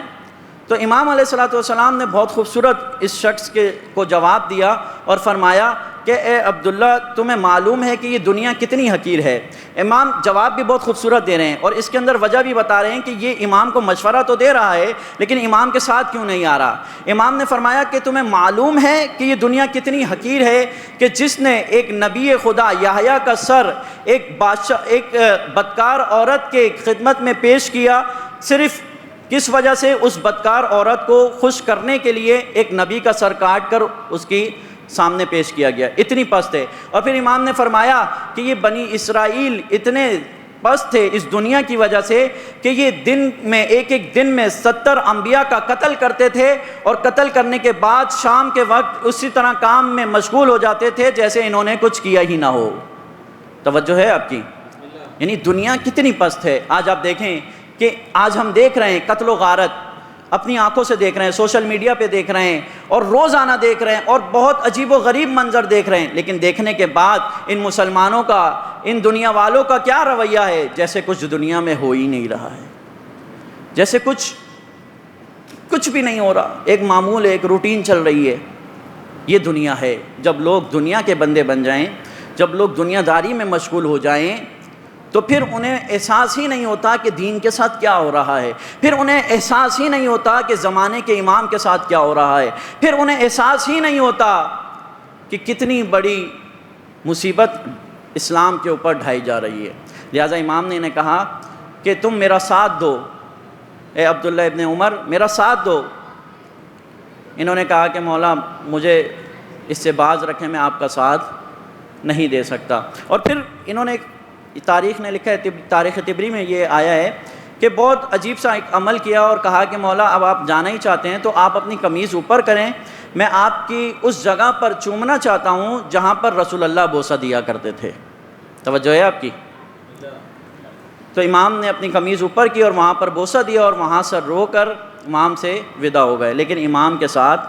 نہیں آئے۔ مومنین کرام، یہ جب انسان دنیا کی محبت میں گرفتار ہو جائے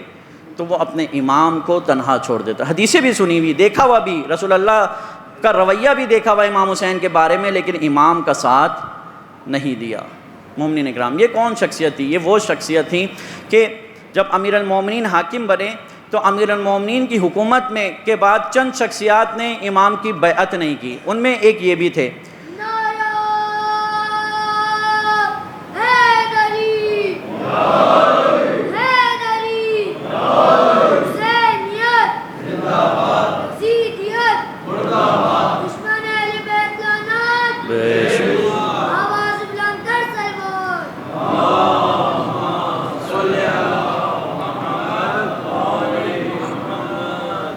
کربلا کی عبرت ہیں، یہ عبرتیں ہیں جو میں آپ کے سامنے بیان کر رہا ہوں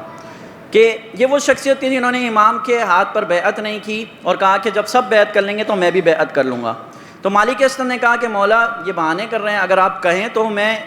تلوار کے زور پہ یا پریشر دے کے دباؤ ڈال کر ان سے آپ کی بیعت لیتے ہیں۔ امام نے کہا نہ، انہیں آزاد چھوڑ دو، جو جیسے چاہتا ہے وہ کرے۔ لہٰذا انہوں نے بیعت نہیں کی۔ اور پھر یہ وہ شخصیت تھی جو امام حسین کے بعد آئے، لیکن امام حسین کی بھی بیعت نہیں کی اور امام کے ساتھ لشکر میں شامل نہیں ہوئے، اور امام کو حدیثیں بھی سنائی کہ اگر آپ کی صدا پر کوئی لبیک نہیں کہے گا تو وہ دنیا میں ذلیل و رسوا ہو جائے گا۔ اور پھر مومنین اکرام دیکھیں، دنیا کی عبرت دیکھیں، پھر کیا ہوا؟ پھر یہ ہوا کہ جب حجاج بن یوسف کوفہ کا گورنر بنا تو پھر یہی شخصیت سب سے پہلے آئے اس کے پاس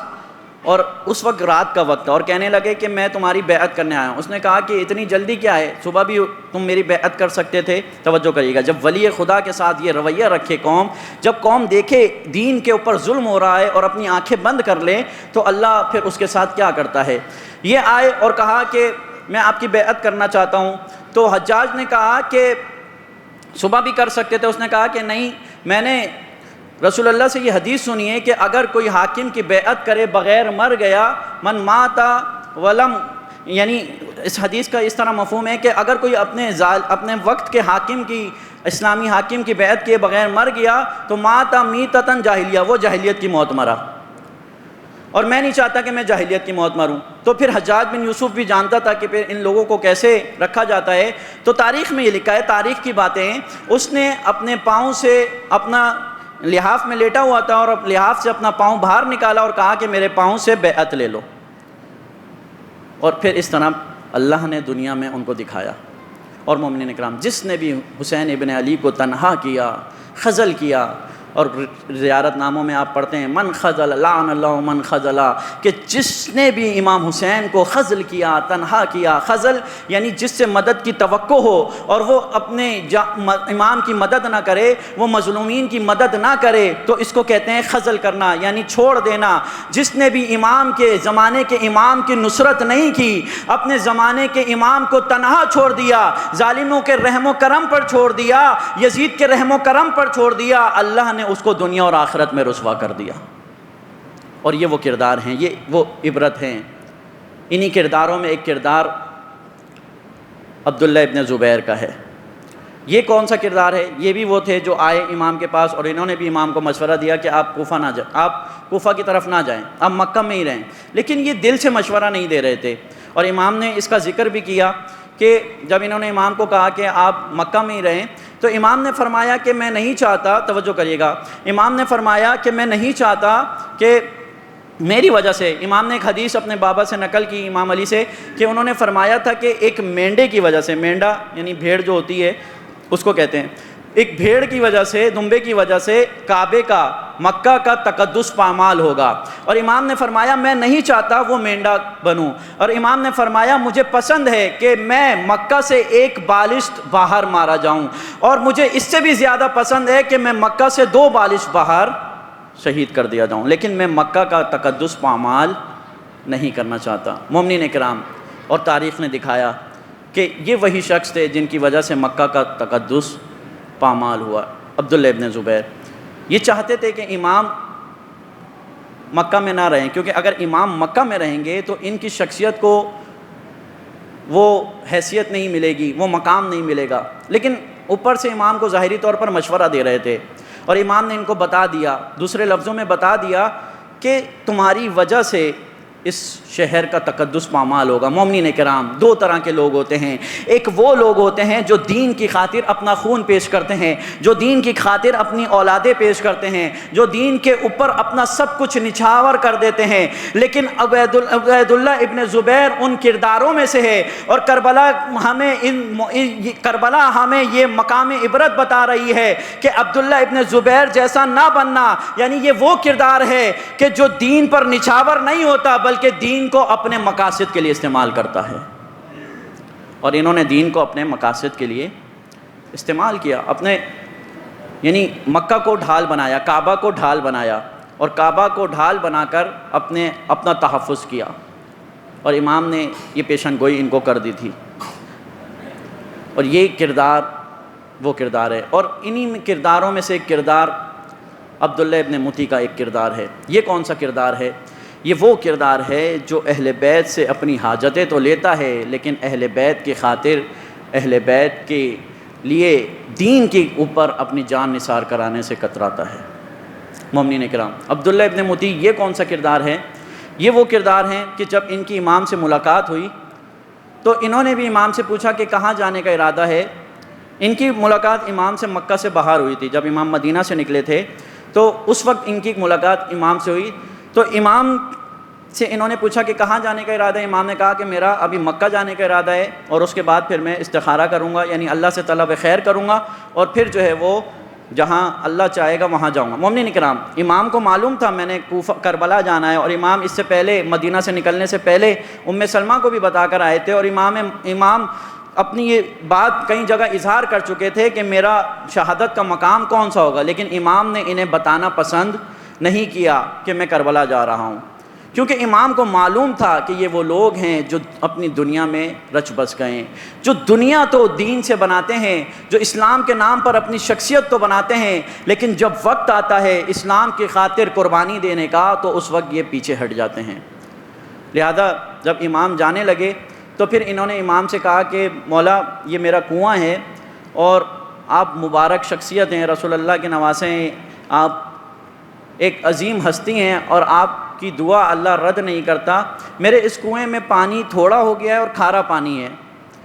یہ مصیبت آپ کو بھی معلوم ہے، آپ کے علاقے میں بھی یہ مسئلہ زیادہ ہے کہ کنووں میں پانی ختم ہو رہا ہے، اور جو پانی ہے ہمارے علاقوں میں وہ بھی کھارا پانی ہے۔ تو یہی مسئلہ اس کے ساتھ بھی تھا۔ اس نے کہا کہ مولا دعا کریں یہ پانی زیادہ ہو جائے تاکہ میں اپنی زندگی بسر کر سکوں۔ مومنین اکرام، یہاں توجہ کریے گا، کیسے لوگ اپنی زندگی بناتے ہیں، اپنی نجی زندگی اپنے مولا کے ذریعے سے بنا لیتے ہیں، اور مولا بھی دے دیتے ہیں، انہیں سب کچھ عطا کر دیتے ہیں، لیکن جب وقت آتا ہے تو پھر یہ کردار کیا عمل کرتے ہیں، یہ کیا کردار اپناتے ہیں۔ مومنین اکرام، پھر تاریخ میں لکھا ہے امام نے اس کنویں کا پانی لیا، اور پانی لینے کے بعد اس کو منہ میں ڈالا اور کلی کی مغمزہ کیا، اور کلی کرنے کے بعد ڈھول میں ڈالا اور کہا کہ اسے کنویں میں ڈال دو۔ جیسے ہی وہ پانی کنویں میں گیا تو اس کنویں کا پانی جوش مارتے ہوئے اوپر آیا، اور میٹھا اور ٹھنڈا پانی اس کے اندر سے جاری ہونے لگا۔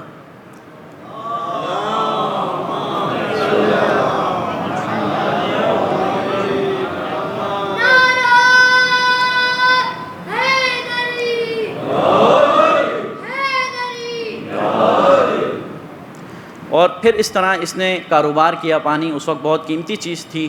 اور پھر اپنی اس نے ایک کاروبار کیا پانی سے، کھیتی باڑی کی اور لوگوں کو پانی بیچا، اور لینڈ لارڈ شخصیت بن گیا، اور بعد میں اس نے بڑا کردار ادا کیا۔ جناب مختار کو بھی اسی نے شہید کیا، اور پھر مکہ کے اندر کوفہ کے اندر جو حکومت بنی اور مکہ کے اندر جو یزید سے مقابلہ کیا، وہ یہ شخص سب سے آگے تھا۔ عبداللہ ابن زبیر کا یہ سپاہی بن گیا، کمانڈر بن گیا، اور پھر یزید سے بھی مقابلہ کیا، اور پھر کوفہ کے اندر بھی بنو امیہ سے مقابلہ کیا، اور پھر حجاج بن یوسف کے ہاتھوں مارا گیا۔ یزید سے بعد میں مقابلہ کیا، لیکن جس مقصد کے لیے امام حسین علیہ السلام اس کو نکالنا چاہ رہے تھے، جس مقصد کے لیے امام حسین علیہ السلام بلانا چاہ رہے تھے، اس مقصد کے لیے امام کے ساتھ نہیں گیا۔ یہ ہوتا ہے جب امام کی معرفت نہ ہو، جب امام کے کو انسان نہ سمجھے تو وہ اپنی نجی دنیا تو بنا لیتا ہے، لیکن اپنے زمانے کے امام کو تنہا کر دیتا ہے۔ مومنین اکرام، یہ کردار عبرت کے کردار ہیں۔ ہمیں دیکھنا ہے اپنے آس پاس کہ کون لوگ ہیں جو دنیا سے اپنی نجی زندگیاں تو بنا رہے ہیں، اپنے فائدے تو لے رہے ہیں، لیکن جب وقت آتا ہے دین کے اوپر جان دینے کا، جب وقت آتا ہے اسلام کی خاطر کچھ کرنے کا، تو اس وقت وہ میدان میں نظر نہیں آتے۔ مومنین اکرام، پھر اس کے مقابلے میں کربلا والوں کے بھی کردار ہیں۔ ابھی وقت کم ہے، میں یہ کردار آپ کے سامنے کوشش کروں گا کل پیش کروں کہ کتنے خوبصورت کردار ہیں۔ ان میں سے ایک کردار آج آپ کے سامنے پیش کر دوں، وہ زہیر بن کین کا کردار ہے۔ یہ بھی ایک شخصیت ہیں، زہیر بن کین بجلی، بہت خوبصورت کردار ہے۔ یہ کون سا کردار ہے؟ یہ وہ کردار ہے کہ جن کی دنیا آباد تھی، جو ایک قبیلے کے بہت بڑے سردار تھے اور جن کی شان و شوکت تھی، لیکن یہ اہل بیت سے متنفر ہوئے تھے۔ کیوں؟ کیونکہ بنو امیہ نے جو پروپیگنڈا کیا تھا، امیر شام نے جو پروپیگنڈا کیا تھا، اس پروپیگنڈے کی وجہ سے، یعنی قتل عثمان پہ جو پروپیگنڈا ہوا تھا کہ امیر المومنین نے یہ کام کیا ہے، یا امیر المومنین نے ان لوگوں کو اپنی پناہ دی ہے جنہوں نے عثمان کو قتل کیا ہے، لہٰذا یہ اس پروپیگنڈے کا شکار تھے اور اہل بیت سے دور ہو گئے تھے۔ لیکن پھر تاریخ نے لکھا، جب ان کی امام حسین سے ملاقات ہوئی، جب امام حسین کوفہ کی طرف جا رہے تھے، یہ بھی کوفہ کی طرف جا رہے تھے، تو جب یہ خیمہ لگاتے تو کوشش کرتے کہ امام سے دور رہیں، امام سے ملاقات نہ ہو۔ پھر امام کو جب معلوم ہوا کہ انہوں نے فلاں جگہ خیمہ لگایا، تو امام نے اپنا ایک قاصد بھیجا اور کہا کہ زہیر بن کین کو بلایا جائے۔ تو جب زہیر بن کین کو بلانے گئے امام کا قاصد، تو انہوں نے صاف انکار کر دیا کہ میں امام سے ملاقات نہیں کر سکتا۔ توجہ کریے گا، جب زہیر کی زوجہ کو معلوم ہوا کہ زہیر نے یہ جواب دیا ہے، تو انہیں توقع نہیں تھی کہ ایک اتنا بڑا سردار اور اتنی شان و شوکت رکھنے والا سردار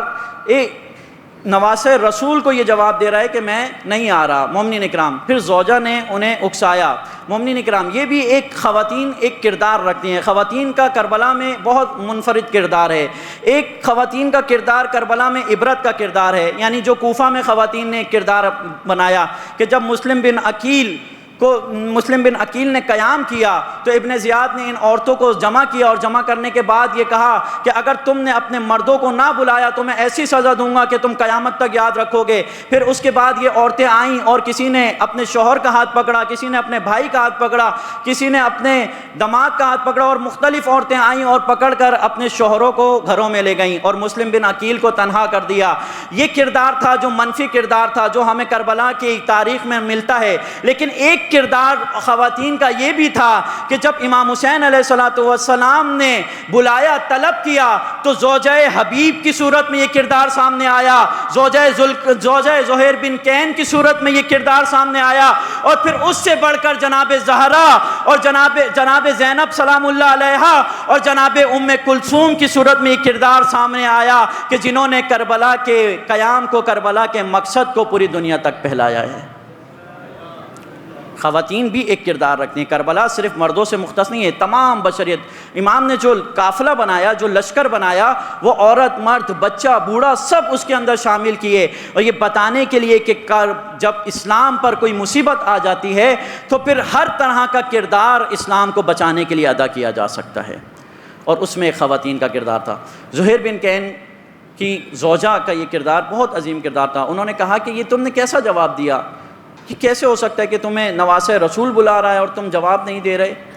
پھر مومنین اکرام، انہیں احساس ہوا، اور پھر اتنے میں امام حسین علیہ السلام ان کے پاس تشریف لائے، اور پھر کچھ گفتگو ہوئی، اور وہ گفتگو پھر تاریخ کے اندر نہیں معلوم کہ کیا گفتگو ہوئی۔ پھر ان کے اندر ایک ایسا انقلاب برپا ہوا، پھر زہیر بن کین ایسی شخصیت بنے کہ انہوں نے پھر کربلا کے میدان میں، کربلا شب عاشور جب یہ کہا گیا، امام حسین نے چراغ بجھا کر یہ کہا کہ جو بھی جائے یہاں سے جانا چاہتا ہے وہ جا سکتا ہے، میں اس سے اپنی بیعت اٹھا رہا ہوں، تو زہیر بن کین کھڑے ہوئے، اور کھڑے ہونے کے بعد کہا کہ مولا یہ ایک جان ہے، اگر 1000 جانیں ہوں تو وہ میں آپ پر قربان کرنے کے لیے تیار ہوں۔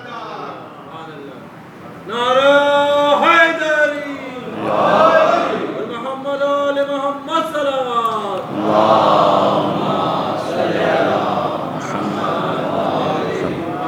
مومنین اکرام، یہ زہیر بن کین ہیں کہ جن کے پاس سب کچھ تھا، نجی زندگی بہت اچھی چل رہی تھی، جن کی اپنی پرائیویٹ لائف جو تھی وہ بہت خوبصورت چل رہی تھی، قبیلے کے سردار بھی تھے، مال و دولت بھی تھی، اور بچے بھی تھے، اور اہل و عیال بھی تھے، سب کچھ صحیح چل رہا تھا۔ لیکن جب وقت آیا امام کے اوپر جان دینے کا تو پھر یہ امام کے ساتھ حاضر ہو گئے، اور اس طرح امام کے ساتھ حاضر رہے کہ ان سے بڑا اور باوفا ساتھی کربلا میں نظر نہیں آتا۔ چند صحابی بہت باوفا امام حسین کے، جنہوں نے امام حسین کو ایک لمحے کے لیے، جب تک زندہ رہے کربلا میں، ایک لمحے کے لیے امام حسین سے اپنی نظر نہیں اٹھائی، امام کے ساتھ رہے۔ ان میں ایک حضرت عباس تھے، ایک جناب علی اکبر تھے، اور ایک زہیر بن کین تھے، کہ امام جب بھی کچھ کرتے امام کی ڈھال بن کر امام کے ساتھ حاضر رہے۔ لیکن ایک کردار عبداللہ ابن موتی کا ہے کہ جس نے امام سے حاجتیں مانگی، امام سے اپنی پرائیویٹ زندگی، نجی زندگی مانگی، بنائی، اور بنانے کے بعد جب وقت آیا تو امام کا ساتھ نہیں دیا۔ مومنین اکرام، یہ کربلا کا پیغام ہے، یہ مقصد امام حسین ہمیں یہاں پر سمجھنا ہے کہ ہم اس فرش عزا پر آتے ہیں، اور فرش عزا پر آنے کے بعد ہمارے سامنے یہ کردار ہیں، ایک عبرت کے کردار ہیں، کہ ایک کردار ان میں عبید اللہ ابن زبیر کا ہے، عبید اللہ ابن عباس کا ہے، اور مختلف شخصیات کا ہے، عبداللہ ابن عمر کا ہے، اور ایک کردار ہمارے سامنے زہیر بن کین جیسے لوگوں کا ہے۔ ہم کن کرداروں کو اپناتے ہیں یہ عزاداروں نے خود اپنے لیے منتخب کرنا ہے۔ یہ فرش عزا اسی لیے ہے کہ یہ کردار بتائے جائیں اور ہم ان کرداروں کو اپنائیں، ان کرداروں سے بچیں کہ جنہوں نے اپنی دنیا کی خاطر امام کو تنہا چھوڑ دیا، اور ان کرداروں کو اپنائیں جنہوں نے اپنے امام کی معرفت میں اپنی جان امام کے لیے نذرانہ عقیدت میں پیش کر دی۔ یہ کربلا، یہ فرش عزا کا پیغام ہے۔ فرش عزا میں ہمیں یہ سکھایا جائے گا، مومنین کرام، عبداللہ ابن موتی کی طرح نہیں بننا، بلکہ زہیر بن کین کی طرح ہم نے اپنی زندگی بنانی ہے۔ آج آپ دیکھیں، آج جب دین کے اوپر وقت آیا تو دین کے اوپر جب ایک کڑا وقت آیا اور امریکہ اور اسرائیل جیسے خونخوار دہشت گرد اور یزیدیت میں مبتلا لوگ اور سسٹم نے اسلام پر ہجوم کیا، تو آپ دیکھیں کہ کس نے اپنی جان دی، کون آج آیا۔ دین سے سب لوگوں نے اپنی شخصیات بھی بنائی، دین سے بہت سے لوگوں نے اپنی زندگیاں بھی بنائی، لیکن جب وقت آیا تو سید حسن نصر اللہ جیسے لوگ دین کے اوپر قربان ہوئے۔ یہ کردار ہیں آج کے کربلائی کردار، سید حسن نصر اللہ جیسے لوگ ہیں۔ مومنین کرام، امام حسین علیہ السلام نے، جو میں نے آغاز میں آپ کے سامنے پڑھا، امام نے مکہ میں ایک آخری خطبہ دیا، اس میں فرمایا کہ من کانا فینا محجتاً، من کانا فینا باذلا محجتہ، کہ میں نے، جو شخص بھی چاہتا ہے کہ اپنا خون ہمارے اوپر نچھاور کرے، اپنا خون ہمارے خون کے ساتھ ملائے، معطناً فی نفس اللہ، اور جس نے بھی اپنے آپ کو اللہ سے ملاقات کے لیے تیار کر لیا ہے، تو امام نے فرمایا فَلْيَرْحَلْ مَعَنَا، اسے چاہیے کہ وہ ہمارے ساتھ کوچ کرے۔ مومنین کرام، امام حسین علیہ السلام کربلا میں جب تنہا ہو گئے، جب بالکل آخر وقت آ گیا، اس کے بعد امام نے فرمایا حل من ناس ینصرنا، حل من ذاب یذب عن حرم رسول اللہ، کون ہے جو میری مدد کو آئے۔ مومنین کرام، جب تمام اصحاب شہید ہو گئے، جب تمام انصار شہید ہو گئے، تمام بنو ہاشم شہید ہو گئے، اس کے بعد امام کا یہ فرمانا کہ حل من ذاب یذب عن حرم رسول اللہ، حل من ناس ینصرنا، یہ کیوں تھا؟ امام در حقیقت اپنی استغاثہ مدد کے لیے ایک ندا دے رہے تھے۔ وہ ندا یہ تھی کہ آج جو بھی تھا، جب میں نے ندا دی تو یہ 72 شہداء میری ندا پر آئے اور انہوں نے میری ندا پر لبیک کہہ کر اپنی جان دے دی، لیکن اب جب بھی حرم رسول پر کوئی آنچ آئے گی، جب بھی دین خدا پر کوئی آنچ آئے گی، تو حسین کی صدا قیامت تک گونجتی رہے گی، حل من ناس ینصرنا۔ مومنین کرام، آج ہم نے امام حسین سے اس فرش عزا پر عہد کرنا ہے کہ مولا، اگرچہ ہم نہیں تھے لیکن زیارت ناموں میں ہم یہ پڑھتے ہیں یا لیتنا، کہ کاش ہم کربلا میں ہوتے اور ہم آپ کے ساتھ یہ قربانی پیش کرتے۔ آج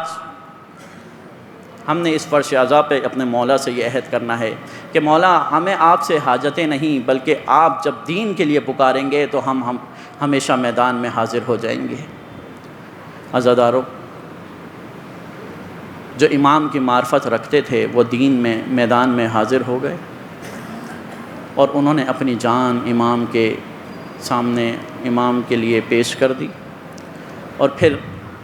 جب تمام انصار بنو ہاشم شہید ہو گئے تو امام اپنے ذوالجنے کے پاس آتے ہیں اور پھر فرماتے ہیں حین فرسان والحجان، میرے شیرو کہاں ہو، عباس کہاں ہو، اکبر کہاں ہو، اونو محمد کہاں ہو۔ عزادارو، امام زمانہ مرثیہ پڑھتے ہیں السلام علیکہ یا وطر الموتور، سلام ہو اس پر جسے تنہا کر کے شہید کیا گیا۔ عزادارو، امام فرماتے ہیں کہ جب حسین گھوڑے پر سوار ہوا کرتے تھے تو عباس کہیں سے آ جاتے، کہیں سے اکبر آ جاتے، کوئی ذوالجناح کی لگام پکڑ لیتا، کوئی حسین کو کندھا دیتا، لیکن اب حسین تنہا ہو گئے۔ اور عزادارو، جب امام ذوالجناح پر سوار ہوتے ہیں تو ذوالجناح کو ایڑ لگاتے ہیں، لیکن ذوالجناح اپنی جگہ سے حرکت نہیں کر رہا۔ امام نے دیکھا کہ ذوالجناح مسلسل اپنی ٹانگوں کی طرف دیکھ رہا ہے۔ جب امام نے ذوالجناح کی ٹانگوں کی طرف دیکھا تو پھر امام سے ذوالجناح پر بیٹھا نہیں گیا، واپس ذوالجناح سے نیچے اتر گئے۔ کیا دیکھتے ہیں کہ ایک بچی ذوالجناح کے پاؤں سے لپٹی ہوئی ہے اور رو کر کہہ رہی ہے میرے بابا کے ذوالجناح، میرے بابا کو میدان کربلا میں نہ لے کر جانا۔ جب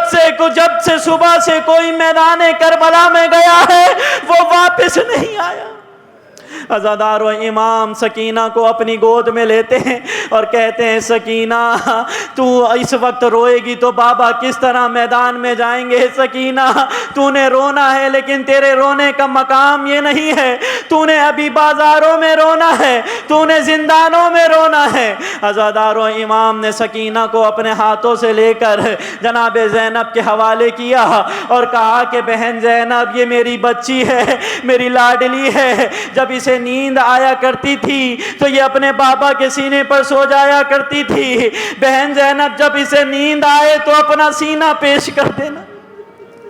اور عزادارو پھر اس طرح امام بیویوں سے رخصت ہو کر میدان کربلا میں جانے لگتے ہیں۔ جناب زینب بھی 2 قدم امام کے پیچھے آتی ہیں۔ امام اپنا زلجنا روک کر فرماتے ہیں بہن زینب جب تک حسین زندہ ہے خیموں سے باہر نہ آنا۔ بی بی فرماتی ہیں اے بھیا حسین میں بس چاہتی ہوں کہ آپ کی زیارت کرتی رہوں، لہٰذا آپ آہستہ آہستہ چلیے، محلن محلن یا ابن زہرا تھوڑا ٹھہر کے جائیے، اپنا چہرہ دکھاتے ہوئے جائیے۔ اور عزادارو پھر اس طرح امام بیویوں سے ودا ہو کر میدان کربلا میں جاتے ہیں اور میدان کربلا میں جا کر علی کا یہ بیٹا جنگ کرنا شروع کرتا ہے کہ پھر امام پر پیاس کا غلبہ ہوتا ہے اور امام ان لعینوں سے پانی کا مطالبہ کرتے ہیں۔ عزادارو وہ لعین امام کو پانی تو نہیں دیتے لیکن گستاخی کرتے ہیں اور کہتے ہیں کہ حسین تجھے پانی نہیں ملے گا تو پیاسا شہید ہوگا۔ عزادارو کون حسین کسے پانی کا تانا دیا جا رہا ہے؟ یہ وہ حسین ہے کہ جب جنگ صفین میں امیر شام کی فوج نے جب فرات کے اوپر قبضہ کر لیا تھا اور پانی بند کر دیا تھا، امام نے ایک فوج بھیجی، ایک دستہ بھیجا، جب وہ ناکام ہوا تو امیر المومنین نے کہا کہ کون ہے جو اس پانی کو آزاد کروائے گا؟ تو حسین ابن علی گئے اور اس قوم کے لیے پانی آزاد کروایا۔ اور عزادارو یہ کون حسین ہے؟ یہ وہ حسین ہے جب کوفہ میں ایک دفعہ پانی کا قحط پڑ گیا تو کچھ لوگ امام کے پاس آئے اور کہنے لگے مولا آپ دعا کریں بارش ہو جائے تاکہ ہمیں پانی مل جائے۔ عزادارو حسین ابن علی امام کے پاس بیٹھے ہوئے تھے، امام نے لوگوں کو بتانے کے لیے کہ یہ حسین ہے جو آج تمہیں پانی دے گا لیکن کل تم اسے پیاسا شہید کرو گے۔ عزادارو امیر المومنین نے فرمایا حسین کھڑے ہو، دعا کرو تاکہ بارش ہو۔ عزادارو حسین نے ہاتھ اٹھایا اور دعا کی اور بادل آئے اور بارش ہوئی۔ عزادارو اس قوم نے کتنی بے وفائی کی کہ کل یہ حسین کوفہ میں انہیں پانی دے رہا تھا لیکن آج یہ اپنے مولا کو پانی کے تانے دے رہے۔ اور عزادارو پھر اسی پیاس کی حالت میں میرے مولا نے جنگ شروع کی۔ جنگ کرتے کرتے کہ ایک لعین نے امام کی پیشانی پر ایک پتھر مارا، پتھر کا لگنا تھا کہ امام کی پیشانی سے خون جاری ہوا۔ امام نے اپنے دامن سے خون صاف کرنا چاہا کہ ایک لعین نے تلوار کا وار کیا، پھر امام سے زین پر نہ رہا گیا، نہ جانے کس حالت میں امام سجدے کی حالت میں آئے۔ عزادارو شمر لعین آگے بڑھتا ہے اور امام کی پشت پر پیر رکھ لیتا ہے۔ جناب زینب طلع زینبیہ پر آ کر فرماتی ہیں اے عمر سعد تو دیکھتا نہیں ہے شمر نے عرش خدا پہ پاؤں رکھ دیا ہے۔ اور پھر عزادارو وہ وقت آ گیا کہ جس پر امام زمانہ مرثیہ پڑھتے ہیں کہ سلام ہو اس پر کہ جسے پسے گردن شہید کیا گیا۔ عزادارو امام کو پسے گردن کند خنجر سے 13 ضربوں کے ذریعے شہید کیا۔ اور جب امام کا سر بدن سے جدا ہو گیا تو کربلا میں ندا آئی قد قتل الحسین، حسین مارے گئے۔ اور کسی نے بالوں سے پکڑا اٹھا کے چلا، کسی نے بالوں سے پکڑا اٹھا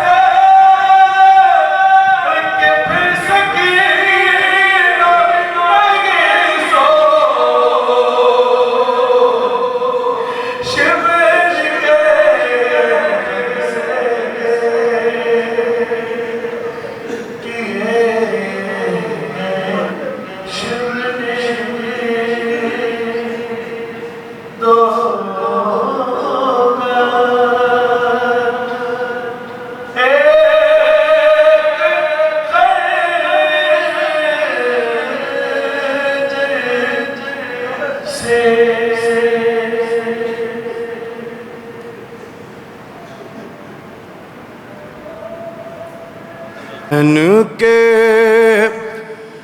دل پہ گزر گئے،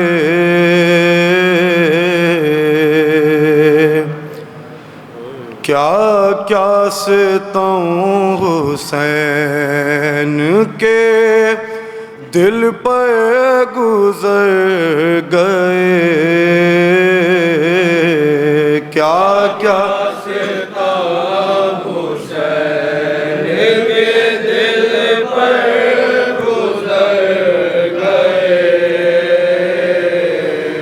اکبر گزر گئے، علی اصغر گزر گئے، کیا کیا ستم حسین کے دل پر گزر گئے،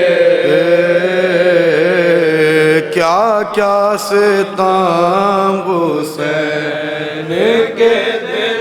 پر گزر گئے، مشکل تھی راہ حق میں ہر ایک منزل وفا، مشکل تھی راہ حق میں ہر ایک منزل وفا، لے کر علی کا نام بہاتر گزر گئے، کیا کیا ستم حسین کے دل پر گزر گئے، ارمان لاکھوں دل میں تھی مادر لیے ہوئے، ارمان لاکھوں دل میں تھی مادر لیے ہوئے، بن بیاغ کے جب آئے تو اکبر گزر گئے، کیا کیا ستم حسین کے دل پر گزر گئے، جب یاد آ گئی کبھی زینب کو کربلا،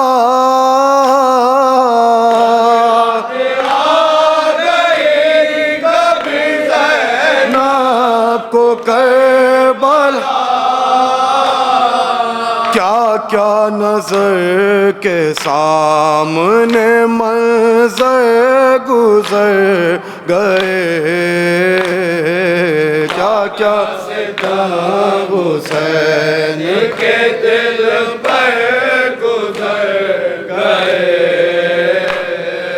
دیتی رہی دعائی بہن بعد قتل شاہ، دعائی بہن بعد قتل شاہ، لاشوں کو روندتے ہوئے لشکر گزر گئے،